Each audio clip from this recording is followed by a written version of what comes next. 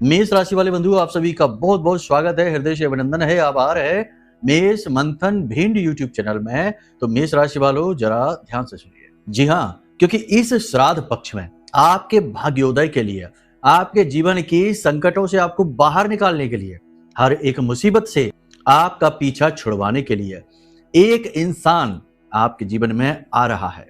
जी हाँ बंधुओं, इसे पहचान लेना, ये आपके पितृ पूर्वजों का, आपके पुरखों का आशीर्वाद है। आपके पितृ पूर्वजों की ऊर्जा इसमें समाहित है। ये आपकी तकलीफों से आपको मुक्त करने आ रहा है। इसे पहचान लिया तो भाग्योदय निश्चित है, कोई बदल नहीं सकता इस बात को।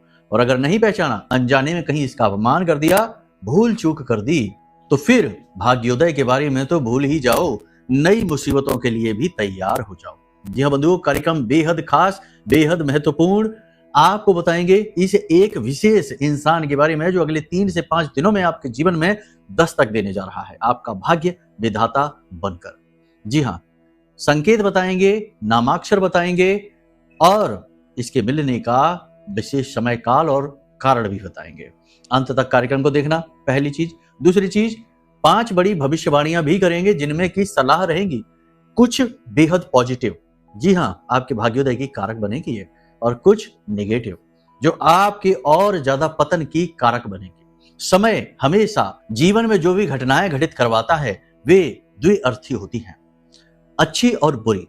सुबह कुछ अच्छा होगा, शाम को कुछ बुरा हो जाएगा।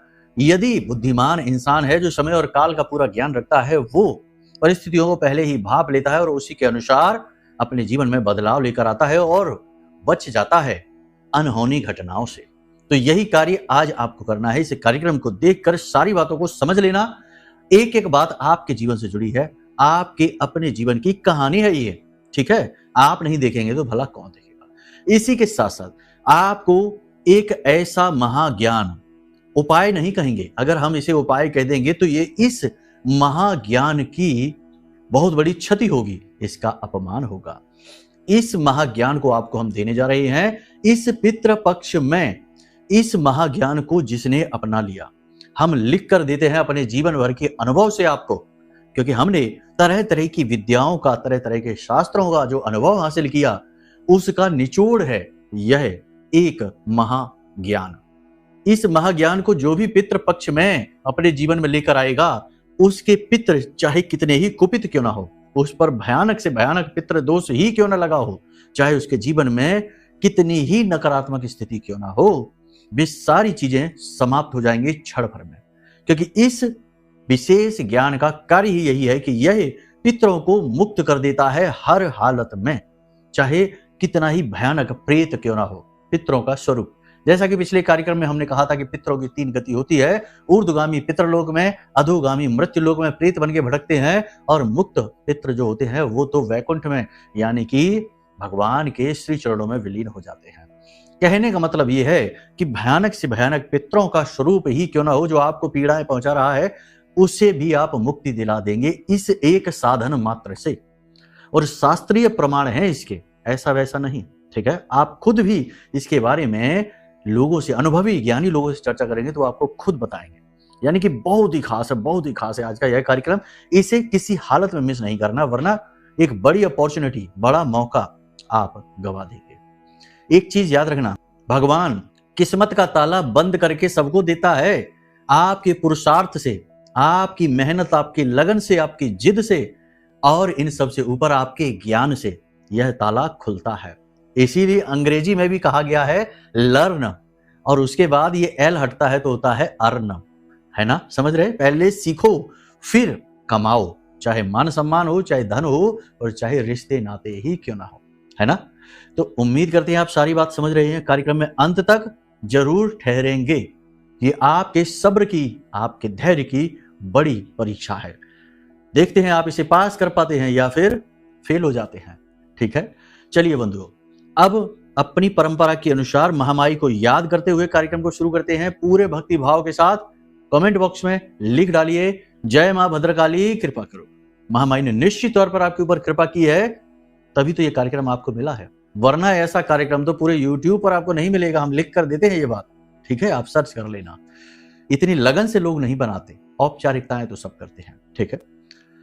भाव यदि माई के लिए और गहरा है तो ये भी लिख दो कि मैं भी माई के परिवार का हिस्सा हूं, ठीक है। चलिए अब अपने मूल विषय को शुरू करते हैं। जय माई की। बंधुओं, ज्योतिष और तंत्र विद्या के क्षेत्र में आचार्य अमित एक जाना माना नाम है। पूज्य गुरुदेव के साधनाओं और ज्योतिष विद्या के अनुभव बेहद दिव्य है। जी हाँ, पूज्य गुरुदेव ने जिसकी भी कुंडली का विश्लेषण किया और कुंडली के अनुसार उसे सटीक उपाय व महामाई माँ बगलामुखी की विशेष कृपा दी, उसके जीवन में सकारात्मक बदलाव तो आए ही है। फिर चाहे समस्या कितनी ही कठिन क्यों ना हो, समाधान तो अवश्य हुआ है। अब ऐसे में यदि आप भी अपने जीवन की किसी बड़ी समस्या से जूझ रहे हैं, जैसे कि कर्जा बढ़ता ही जा रहा है, काम धंधा और व्यापार सब रुक चुका है, रिश्ते नातों में तनाव हद से ज्यादा बढ़ गया है, पूरा जीवन ही नकारात्मकताओं से भर गया है, तो ऐसे में यही सही समय है जब आप श्रेष्ठ गुरु से मार्गदर्शन प्राप्त करें और जीवन के अंधकार को समाप्त कर दिव्य प्रकाश की ओर कदम बढ़ाएं। वीडियो में दिए गए नंबरों पर तुरंत संपर्क करिए और अपनी कुंडली का विश्लेषण व समाधान पूज्य गुरुदेव के द्वारा करवा लीजिए। देर ना करें, आपके देवी देवताओं के आशीर्वाद से ये मौका खुद चलकर आपके पास आया है, इसे गंवाना नहीं है। अभी फोन करें और गुरुदेव से मार्गदर्शन प्राप्त करें। महामाई आपका कल्याण करें। धन्यवाद। सबसे पहले 2-3 प्रश्न हैं जिनके हम जवाब देना चाहेंगे। बहुत सारे हमारे दर्शक हैं, प्रिय दर्शक हैं, भोले भाले लोग हैं जो ये प्रश्न हमसे पूछ रहे हैं लगातार। इनके जवाब, ये आपके भी प्रश्न हैं, हो सकते हैं कि आपके प्रश्न हैं ये, तो आप इन जवाबों को, सवालों को समझिए। पहला सवाल है, बड़ी जल्दी जल्दी समझते हैं। पहला सवाल है कि गुरुजी हमारी राशि अलग है, नाम की राशि अलग है और जन्म पत्री दिखाई तो उसकी राशि अलग निकल आई, अब हमारी असली राशि कौन सी है ना? ये प्रश्न है ना बहुत सारे लोगों का, शायद आपका भी होगा या आपके किसी रिश्तेदार या मित्र का होगा ये प्रश्न। तो जवाब सुनिए। पहले तो नियम अनुसार तो ये कहता है कि आपकी जन्म की राशि ही आपकी राशि मानी जाएगी हर हालत में, चाहे कुछ भी हो जाए। लेकिन अब यहां पर स्थिति दूसरी भी बनती है। ऋग्वेद का श्लोक है, यत पिंडे तत ब्रह्मांडे। समझ रहे हैं आप?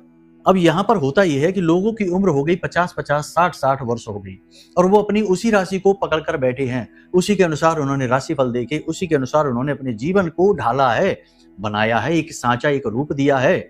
और 60 वर्ष या 50 वर्ष की उम्र में किसी को अपनी जन्म पत्री दिखाई और पता चला कि राशि तो कोई और है। तो अब वो इंसान क्या करे? उसके जीवन का एक बहुत बड़ा हिस्सा उसी राशि के अनुसार बीता है।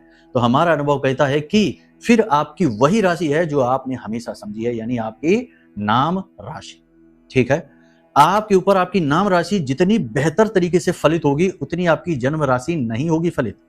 ठीक है, ये सूत्र लगेगा ऋग्वेद से, जहां पर कहा गया कि यत पिंडे तत ब्रह्मांडे। आपका ये जो पिंड है ये आपने उसी राशि के अनुसार ढाल दिया है, तो अब आपका ब्रह्मांड उसी के अनुसार निर्मित हो चुका है। अब अगर आप अपनी जन्म राशि को लेकर चलते हैं तो चीजें फलित होनी बंद हो जाएंगी। ठीक है, आपके प्रश्न का जवाब मिल गया है। पहला प्रश्न ये है। दूसरा प्रश्न ये है कि क्या गुरुजी ये जो पितृपक्ष चल रहे हैं, इस पितृपक्ष में कोई शुभ कार्य, पूजा पाठ, अनुष्ठान नहीं कर सकते हैं, चीजें नहीं खरीद सकते हैं, क्या करें क्या ना करें? शॉर्टकट में समझिए, बड़ी फास्ट बताते हैं आपको। 2 तरीके के कार्य होते हैं पूजा पाठ से जुड़े हुए, धार्मिक कार्य, मांगलिक कार्य। मांगलिक कार्य वो जिनमें की मुहूर्त की जरूरत होती है ना, जैसे मकान का गृह प्रवेश कर रहे हैं, किसी का मुंडन करवा रहे हैं, कहीं विशेष कोई गाड़ी वगैरह, वाहन वगैरह खरीद रहे हैं, कुछ विशेष कार्य करने जा रहे हैं, मुहूर्त दिखवाते हैं, वो है मांगलिक कार्यक्रम, है ना। उसके ऊपर निषेध है, कोई भी मांगलिक कार्य नहीं किया जाता। लेकिन धार्मिक कार्य है, जैसे पूजा पाठ, अनुष्ठान है, मंत्रोच्चारण है, चालीसा पाठ है, मंदिर जाना है, ये तो बहुत जरूरी है, क्योंकि ये आपके वो कर्म हैं जिनकी जो पॉजिटिव एनर्जी है उसका सहारा आपके पितृ लेने वाले हैं और उन्हीं से वो ऊर्ध्वगामी पितृ बनेंगे, मुक्त पितृ बनेंगे, है ना। तो ये तो जरूरी है। बहुत से लोग इन्हें भी बंद करने लगते हैं, बोले मंदिर नहीं जाएंगे क्योंकि पितृ पक्ष चल रहा है, श्राद्ध पक्ष चल रहा है, बोले हम मंत्रोच्चारण नहीं करेंगे क्योंकि पितृ पक्ष चल रहा है। अरे ये गलती ना करिए, ये तो बहुत बुरी बात हो जाएगी, है ना। ऐसा नहीं करना। इसी प्रकार बहुत सारे लोग कहते हैं गुरुजी क्या कुंडली दिखवाना पितृपक्ष में ठीक है? बहुत बड़ा प्रश्न है, इसका जवाब समझिए। कुंडली दिखवाने से आपको ये पता लग जाएगा आपकी कुंडली में क्या दोष है, और कुंडली में ही पितृदोष भी रहता है। अलग अलग ग्रहों से पितृदोष आ रहा होता है। पितृपक्ष में यदि आप कुंडली दिखाते हैं और आपकी कुंडली में कोई पितृदोष निकल आता है, विशेष पितृदोष ग्रहों से, जो कि आपको जीवन भर पीड़ित करेगा, तो इस पितृपक्ष में आप उस पितृदोष का उपाय करेंगे तो बड़ी जल्दी ही वह पितृदोष समाप्त हो जाएगा। वरना 4-5 बार उस उपाय को करेंगे तब शायद वह पितृदोष समाप्त हो, लेकिन इस पितृपक्ष में एक बार उपाय करने से ही समाप्त हो जाएगा। तो इस लिहाज से आपको पितृपक्ष में तो अपनी कुंडली जरूर दिखानी चाहिए, हर हाल में दिखानी चाहिए। और एक प्रश्न और है, जल्दी से आपको बता देते हैं कि जो महारक्षा कवच हमने निर्मित किया है, ब्रह्मास्त्र विद्या 10 महाविद्या माँ बगलामुखी का यह कवच है, हमारी आराध्य देवी है, इनके नाम से जो महारक्षा कवच हमने निर्मित किया है, ये कुछ इस प्रकार से दिखाई देता है। ये महारक्षा कवच गुरुजी हम खरीदें या नहीं खरीदें? तो फिर से वही बात आ गई कि ये तो धार्मिक कार्य है, और देखो ये जो पितृपक्ष है इसमें नेगेटिव एनर्जी बहुत ज्यादा एक्टिवेट हो रही है, बहुत जल्दी जल्दी घटनाएं घटित हो रही हैं लोगों के जीवन में। तो इस नेगेटिव एनर्जी से, यानी कि जैसे पितृ आए हैं वैसे ही प्रेत भी सक्रिय हुए हैं, तो इनकी ऊर्जा से कौन आपको बचाएगा? तो आपका सुरक्षा घेरा, आपका सुरक्षा कवच, ये महारक्षा कवच है। ये हमने इसीलिए तो निर्मित किया है आपकी सेवा में, बहुत ही छोटी सी दक्षिणा के साथ आपको मिलता है। तो ये रक्षा कवच ऐसे में तो आपको बहुत अधिक आवश्यक है। आपको समझना है कि मांगलिक कार्य नहीं करने हैं, धार्मिक कार्य तो जरूर करने हैं और जोर शोर से करने हैं। ठीक है, यहां तक आप सारी बात समझ गए। अब जल्दी से बात करते हैं भविष्यवाणियों की। देखो प्रश्नों के जवाब देना बहुत जरूरी रहता है, इन्हीं प्रश्नों में आपके प्रश्न भी हैं। अब आपके मन में भी कोई प्रश्न यदि उठता है तो कोई बात नहीं है, आप व्हाट्सएप नंबर है इस पर मैसेज कर दीजिए, कमेंट में पूछ लीजिए, हम कमेंट भी कभी कभी देख लेते हैं, लेकिन व्हाट्सएप नंबर पर अगर आप मैसेज करेंगे तो ज्यादा बेहतर जवाब मिलेंगे आपको, वहां जल्दी मिलेंगे। ठीक है, भविष्यवाणियों की बात करें तो पहली चीज देखो, पैसे का निवेश सोच समझ के कर रहे हैं। अगले 3 से 5 दिनों में सोच समझकर पैसे में निवेश करें, पैसा डूब सकता है। ठीक है, किसी नए बिजनेस की शुरुआत ना करें।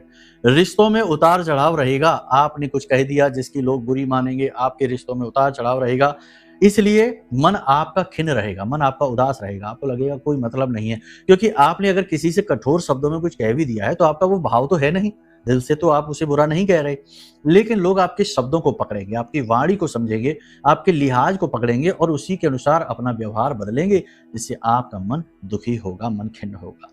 काम की गति धीमी रहेगी, यानी बिजनेस व्यापार जो भी है उसमें जो आपकी बिक्री है, सेल है, वो धीमी रहेगी। ठीक है, लेकिन धीरे धीरे उसमें कहीं ना कहीं बढ़त भी शुरू होगी। ठीक है, लेकिन इसके साथ साथ जो लोगों के यहाँ लेबर वर्कर काम करती है या फिर मशीनरी का कार्य है, तो मशीनें जल्दी जल्दी मशीनरी खराब होगी, नई मशीनरी भी खरीदनी पड़ सकती है और लेबर वर्कर आपको परेशान करेंगे, कोई पैसे ज्यादा मांगेगा, कोई टाइम पर नहीं आएगा, यानी इनका मैनेजमेंट करने में आपको बड़ी परेशानी आने वाली है।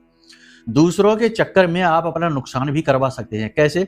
कहीं किसी के साथ चले जाएंगे यात्रा पर, आपका समय खराब हो जाएगा, किसी के मांगने पर आप पैसे दे देंगे, आपका पैसा अटक जाएगा, आपको मिलेगा नहीं, मतलब कि आपका बजट खराब होगा। यानी दूसरों के चक्कर में, दूसरों की बातों में आकर यदि आप निवेश कर देते हैं तो आपका पैसा अटक जाएगा। मतलब कि आपको अपने ऊपर विश्वास रखना है, अपने मन, अपने बुद्धि पर पूर्ण विश्वास रखते हुए जीवन में आगे आपको बढ़ना है। नशीले पदार्थों का सेवन यदि आपने इस पितृपक्ष में कर लिया तो उसकी कीमत आपको चुकानी पड़ेगी। आपके आसपास जो लोग हैं उनमें बहुत सारे लोग आपको प्रेरित करेंगे, वे स्वयं भी करेंगे, आपको प्रेरित करेंगे कि आप इस प्रकार कर लीजिए नशीले पदार्थ, कोई कुछ। अगर आप करते हैं तो इसकी कीमत आपको चुकानी होगी। अचानक दुर्घटना होगी, अचानक बड़ा नुकसान होगा, अचानक बीमारियां आएंगी, अचानक से किसी वजह से आपकी जेब खाली हो जाएगी, यह है इसकी कीमत जो आपको चुकानी पड़ेगी।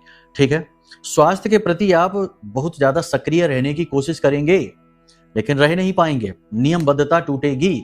आप कोशिश तो बहुत करेंगे कि टाइम से जाके अपना एक्सरसाइज करें, योग प्राणायाम करें, थोड़ा बहुत ही कर पाएंगे, ज्यादा तरीके से उसको मेंटेन नहीं कर पाएंगे। नौकरी में किसी प्रकार के परिवर्तन की संभावना है। बुजुर्गों का और महिलाओं का अपमान न करें, उनकी मदद करें, उनसे आशीर्वाद लें, जो बड़े बुजुर्ग हैं उनसे। ठीक है, मतलब कि आपके सामने कुछ ऐसी परिस्थितियां अवश्य बनेंगी जिसमें कि बड़े बुजुर्गों का आपसे अपमान हो सकता है, आप अपना नियंत्रण खो सकते हैं, असभ्य हो सकते हैं, महिलाओं का आप अपमान कर सकते हैं।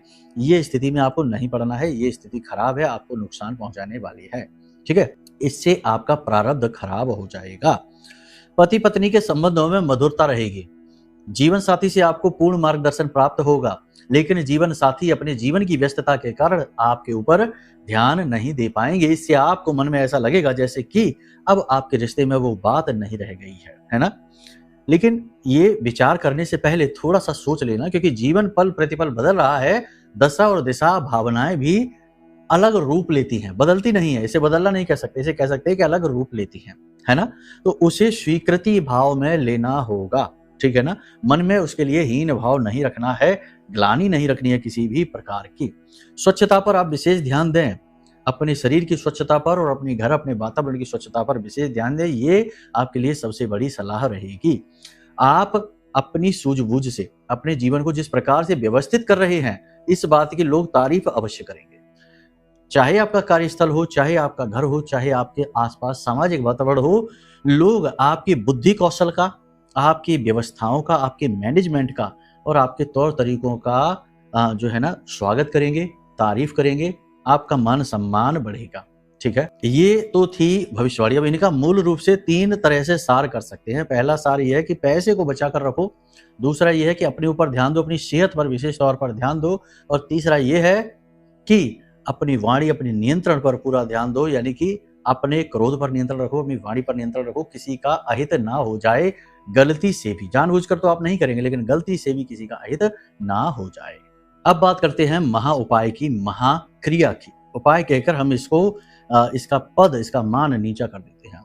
तो बात करते हैं कि पितृपक्ष में जो पितरों को जब जल्द से जल्द, सबसे जल्दी तरण तारण का कार्य करता है, वह है श्रीमद् भागवतम का पाठ। जी हाँ, श्रीमद् भागवतम के बारे में यह कहा जाता है कि यह आपको कैसे मृत्यु को प्राप्त करना है, ये सिखाता है।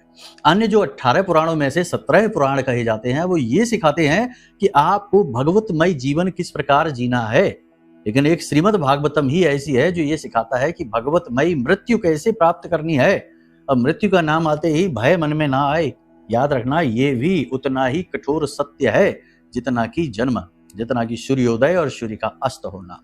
जिस प्रकार सूर्य उदित होता है, सूर्य अस्त होता है, सूर्य की मृत्यु नहीं होती, उसी प्रकार जीवन का भी उदय होता है और जीवन का भी अंत होता है, परंतु आपकी मृत्यु नहीं होती। आप तो मर ही नहीं सकते हैं, क्योंकि आप उस परम तत्व महासागर से निकली उसी जल की एक बूंद है ना। मरता तो केवल हमारा अहम का भाव है, स्व का भाव है कि हम कुछ हैं, ये भाव मर जाता है, लेकिन इसके अंदर बैठा बीज, इसका तत्व कभी नहीं मरता है। ठीक है, यहां तक समझा। तो अब बात करते हैं श्रीमद् भागवतम की। तो एक छोटी सी कथा है ना, चित्त लगाकर सुन लेना। देखो, बड़े भाव से आपको बता रहे हैं चीजें, फिर आप है ना नकली ज्ञान तो जगह जगह से ले आएंगे, फंस जाएंगे, कुछ भी नहीं होगा। सार तत्व की बात यही हम करेंगे, क्योंकि हमारा अनुभव है ना। तो ध्यान से सुनिए। श्रीमद् भागवतम की कथा है, उसमें धुंधकारी गोकर्ण का प्रसंग है। आत्मदेव नाम के जो ब्राह्मण है ना, तो उन्होंने बड़े प्रयासों से, बड़ी तमाम तरीके की चीजों से करके, कैसे भी करके पुत्र प्राप्त किए। देखो, ये कथा तो बहुत लंबी है, शॉर्टकट में सुनाते हैं। 2 पुत्र थे उनके, एक गाय से उत्पन्न हुए, इसलिए उनके कान जो थे वो गाय जैसे थे, तो गोकर्ण नाम रखा, और एक धुंधकारी। ठीक है, असल में दोनों ही इनके पुत्र नहीं थे, लेकिन ऊपर से दोनों इनके पुत्र हैं। ठीक है, धुंधकारी बहुत ही ज्यादा खराब था, बहुत ही मतलब कह सकते हैं कि निगेटिव मानसिकता का व्यक्ति था, और गोकर्ण बड़ा ही सज्जन। तो बाद में सब जब कथा समाप्त होती है, तो अंत में धुंधकारी की भी मृत्यु हो जाती है। अब वह प्रेत बन जाता है, प्रेत बनकर भटकता है, और उसे मुक्ति प्राप्त नहीं होती है, भयानक प्रेत बनता है। गोकर्ण से आता है, कहता है कि भाई हमारी मुक्ति कराओ, कुछ भी करो। गोकर्ण 100 बार जाकर उसका श्राद्ध करते हैं, गया में जाकर, है ना। यही तो हमारी परंपरा है, गया में जाकर हम अपने पितरों के लिए पिंडदान तर्पण आदि करते हैं, श्राद्ध कर्म करते हैं। 100 बार करते हैं, तब भी गोकर्ण का तरण तारण नहीं होता, मुक्त नहीं होते, भटकते रहते हैं। अब धुंधकारी गोकर्ण से प्रार्थना करते हैं कि भाई भ्राता, किसी भी प्रकार से हमें मुक्त करो, हम बहुत पीड़ा में हैं। और बेचारे गोकर्ण व्याकुल इधर उधर भटकते रहते हैं। तब ध्यान लगाकर बैठते हैं, क्योंकि वो ध्यानी थे, बहुत ही सिद्ध संत थे। ध्यान लगाकर बैठते हैं तो सूर्य देव उन्हें अनुभूति देते हैं, भाव देते हैं, और कहते हैं कि इन्हें श्रीमद् भागवतम का जो सप्ताह यज्ञेन कलौ पुनन्ति थे, सप्ताह यज्ञ जो कहा जाता है, उसका पाठ कराइए। तो इसमें भी है कि वो एक बांस में आकर बैठता है, और प्रतिदिन एक गांठ फूटती है, और 7वें दिन 7वीं गांठ फूटती है, और धुंधकारी मुक्त हो जाता है। ठीक है, ये बहुत बहुत सुंदर प्रसंग है, बहुत ही अच्छा प्रसंग है। कभी समय मिलेगा, वीडियो में तो कभी नहीं मिलेगा, आमने सामने बैठेंगे, कभी माई चाहेंगी तो बुलाएंगे, तो हम आपको ये प्रसंग बड़े भाव के साथ सुनाएंगे, बहुत आनंद आएगा। ठीक है, तो इस प्रसंग में क्या समझ आता है? इस प्रसंग से हमें यह समझ में आता है कि श्रीमद् भागवतम का पाठ करने से भयानक योनि में भटक रहे प्रेतों को भी मुक्ति प्राप्त होती है। तो अब आपको भी हम यही सलाह देते हैं कि श्रीमद् भागवतम का पाठ करिए। लेकिन अब आप कहेंगे कि गुरुजी श्रीमद् भागवतम का पाठ कैसे कर सकते हैं, इतने सारे श्लोक हैं और हमारे बस की बात नहीं है। तो अब यहाँ पर रुकिए, खुद श्रीमद् भागवतम में ही एक छोटी भागवत है जिसे चतुश्लोकी भागवत कहा जाता है। ठीक है ना, श्रीमद् भागवतम की जो पुस्तिका है उसमें ही आप देखेंगे, इसकी भी पीछे कथा है ना। जब भगवान ने सृष्टि के निर्माण के बारे में सोचा, तो सबसे पहले उन्होंने ब्रह्मा को उत्पन्न किया नाभि कमल से। ठीक है, तो ब्रह्मा ने जब पूछा कि मैं कौन हूँ, कहाँ से आया हूँ, तो भगवान ने उन्हें फिर ये श्रीमद् भागवतम की कथा केवल 4 श्लोकों में सुनाई है। यानी पूरी भागवत की जो कथा सार है वो केवल 4 श्लोकों में दे दिया है। अब आप ये 4 श्लोकों का पाठ तो कर ही सकते हैं। अब आप कहेंगे ये 4 श्लोक हम कहाँ से लाएं? तो ये 4 श्लोक आपको वीडियो की स्क्रीन पर दिखाई दे रहे हैं। इनको बिल्कुल साफ सुथरे अक्षरों में हमने लिखवाया है सहायकों से बोलकर। तो आप इन 4 श्लोकों को नोट कर लो, स्क्रीनशॉट ले लो और इन्हें पढ़ना शुरू करो।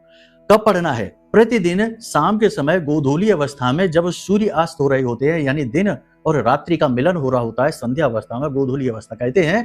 इस समय पर इस चतुश्लोकी भागवत को यदि आप पाठ करते हैं और कम से कम 11 बार पाठ करते हैं, तो स्वयं सुखदेव जी कहते हैं कि हे राजा परीक्षित, जो भी व्यक्ति इस कार्य को कर लेगा उसके पितृ किसी भी स्थिति में हो, कैसे भी हो, मुक्त होंगे और वह स्वयं भी हर हालत में मुक्त होगा। जी हाँ, तो आपके लिए ये हमने दे दिया, ब्रह्मास्त्र है। ठीक है, क्या है चतुश्लोकी भागवत? चतुश्लोकी भागवत बड़ा ही सुंदर है, बहुत व्याख्या इसकी की जा सकती है विस्तार से, समय का अभाव वीडियो में रहता है। आपको ये मिल चुकी है, अहमेवासमेवाग्रे नान्यद्यत् सत्सत् परम। बहुत ही अच्छी इसमें व्याख्या की जा सकती है कि मैं ही हूं जो सब में हूं और मेरे अलावा कुछ भी नहीं है। नारायण भगवान कहते हैं, है ना, ब्रह्मा जी को समझा रहे हैं ये। तो आप इसका पाठ प्रतिदिन आप करिए। ठीक है, ये बहुत बड़ा ब्रह्मास्त्र है जो हमने आपको दिया है। अब जो अच्छे लोग हैं, सज्जन हैं, भावपूर्ण हैं, जिनके अंदर जीवंतता है, जिनके अंदर धर्म है, उन्हें तो हमारी सारी बातें समझ में आ चुकी हैं। और जो 2 मिनट का ज्ञान चाहते हैं, चुटकियों में जीवन बदलना चाहते हैं, रातों रात लखपति करोड़पति बनना चाहते हैं, उन्हें कुछ भी नहीं मिला है, उनके लिए हम क्षमा प्रार्थी हैं। ठीक है, समझ रहे आप? अब बात करते हैं उस एक व्यक्ति की। तो देखो बंधुओं, अगले 3 से 5 दिनों में, जहां तक हमारी अनुभूति महामाई की कहती है, 3 से 5 दिनों में आपके घर के मुख्य दरवाजे पर आने वाला है एक भिखारी। महिला होगी या वृद्ध पुरुष होगा, कोई भी हो, चाहे महिला हो, वृद्ध हो, पुरुष हो, वृद्ध हो, आपके दरवाजे पर आएगा, या फिर अपाहिज भिखारी। आप यदि बहुत भाग्यवान हैं तो आपके दरवाजे पर ये भिखारी आ जाएगा, और अगर आ गया तो इसे आप खिला पिला के धन देकर, जितने ही आप यथासंभव हैं इतना आप धन देना इसको। 10, 20, 50 रुपए, देखो जो मूल्य है उसकी कोई कीमत नहीं है, आपके भाव की कीमत है। ठीक है, तो कुछ धन देना है, कुछ भोजन देना है, उसे संतुष्ट करना है, उसके चेहरे पर मुस्कुराहट लानी है। क्योंकि हमारे जो पितृ हैं वो साक्षात तो प्रकट नहीं हो सकते ना, क्योंकि उनके पास भौतिक शरीर नहीं है, सूक्ष्म शरीर है। तो वही सूक्ष्म शरीर उस भिखारी के मन में वो भाव उत्पन्न करेगा कि चलो इनके यहाँ चलते हैं, और वो आपके घर आ जाएगा। और आपको अब उसका सम्मान करना है, आदर करना है, क्योंकि वो पितरों के द्वारा ली जाने वाली आपकी परीक्षा है। यदि आप इसे उत्तीर्ण कर लेते हैं तो 100% भाग्योदय निश्चित है। और याद रखना कि भाग्य जब बदलने का निर्णय लेता है तो यूं बदल जाता है ना। हमें लगता है कि अरे अब क्या हो सकता है, अब तो सब बर्बाद हो चुका, मिट गया, अब क्या है, कैसे होगा। लेकिन हमारी सोच बहुत बहुत बहुत छोटी है और उस विधि की सोच बहुत विराट है ना। तो उसकी सोच और हमारी सोच मिल नहीं सकती। जहां हमारी सोच समाप्त ही हो जाती है, अंत ही हो जाती है, वहां भी उसकी सोच चल रही होती है। तो उस पर भरोसा रखना चाहिए। तो कर्म करते रहिए, क्योंकि कर्म प्रधान विश्व करे राखा, जो जस करें सो तस फल चाखा। कर्म करते रहिए और कर्मों के बीच अपने भाव को कभी ना खोने दीजिए, कुभाव न लेकर आइए। ठीक है, उम्मीद करते हैं सारी बातें आपने समझ ली हैं। अब अपने जीवन में देखो, आपके जीवन में क्या चल रहा है ये तो तभी पता चलेगा कि ग्रह नक्षत्र क्या है, क्योंकि ग्रह नक्षत्र जो है वो आपके पिछले जन्मों के कर्म हैं, उनका एक पैटर्न सेट होता है। तो वो कुंडली दिखाकर या फिर महामाई की महारक्षा को अपने जीवन में लाकर आप अपने भाव को निर्मित रख सकते हैं, अपने आप को सुदृढ़ रख सकते हैं, निगेटिविटी से सुरक्षित रख सकते हैं। तो इन विषयों पर अगर आपको जानकारी चाहिए, कोई ज्ञान चाहिए, तो कोई बात नहीं, नंबर वीडियो में दिए गए हैं, इन नंबरों पर आप फोन करिए, सारी जानकारी आपको प्राप्त हो जाएगी। जितनी हो सकेगी उतनी आपकी हम सहायता करेंगे। जो भी होगा वो हमसे हम बन पड़ेगा। हम आपको वीडियो के माध्यम से आपको फोन करके आपको हर तरीके से गाइड करने की कोशिश करेंगे। लेकिन हम गुरु हैं तो हमारा काम केवल मार्गदर्शन है। चलना आपको ही है, सफर आपको ही तय करना है। समझ रहे ना आप? बस बातें सारी भाव की हैं। यदि जो भावपूर्ण है उसे तो हमारी सारी बातें समझ आ चुकी हैं, और जो कुभाव से भरे हुए हैं उन्हें तो हमारी हर बात केवल बेकार बकवास ही लगेगी। ठीक है, कोई बात नहीं है। खैर, हर प्रकार के लोग होते हैं संसार में। उम्मीद करते हैं सारी बातें आपने समझ ली हैं। अब इन बातों को जीवन में उतारिए और चमत्कार होते हुए अपने जीवन में खुद देखिए। ठीक है, चलिए बंधुओं, कार्यक्रम को यही विराम देते हैं। महामाई को भाव प्रकट करिए, प्रेम से बोलिए जय माई की, जय मां बगलामुखी। हमारे प्रिय और परम पूज्य आचार्य जी ने अपनी साधनाओं के अनुभवों पर आधारित शक्तिशाली उपाय और क्रियाओं के माध्यम से हजारों लोगों के जीवन को पूरी तरह से बदला है। आचार्य जी के द्वारा बताया गया हर एक उपाय इतना सटीक और कारगर होता है कि जो भी इसे पूरे भाव के साथ कर लेता है उसे साक्षात महामाई की कृपा और आशीर्वाद प्राप्त हो जाती है। इसलिए निसंकोच इन उपायों को पूरे भाव के साथ करिए, आपका कल्याण होगा। जय माई की।